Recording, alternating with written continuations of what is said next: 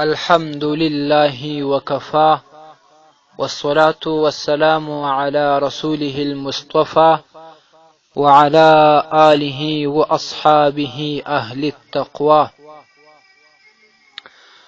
قدرمند و محترم و درنو ورونو، یو ورو پوښتنه راستولې ده چې چاپلوسي کول په شریعت کې څه حکم لري.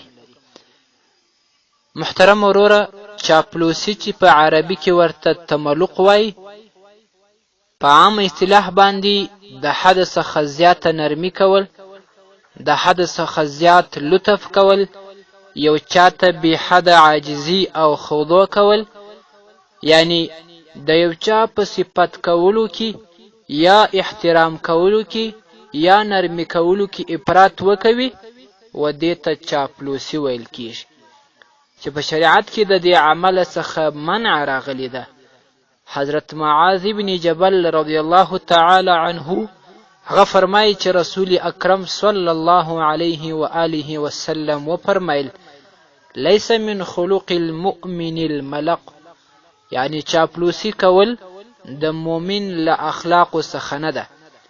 تملق او چاپلوسي یو اخلاقی آفت دی چې کله د خپل حق د ترلاسه کولو لپاره یو څوک کوي، او کله د غیر د حق لپاره کوي، او کله یو انسان ته د طمع لپاره د چاپلوسي کوي.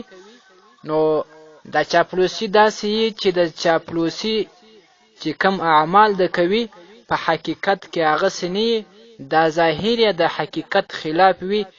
نو دغه آفت څخه باید هر مسلمان ځان وساتي، او دا د مؤمن او کامل مسلمان له اخلاقو څخه نه ده، ځکه چې رسول اکرم صلی الله علیه و آله وسلم فرمای: لیس من خلق المؤمن الملق.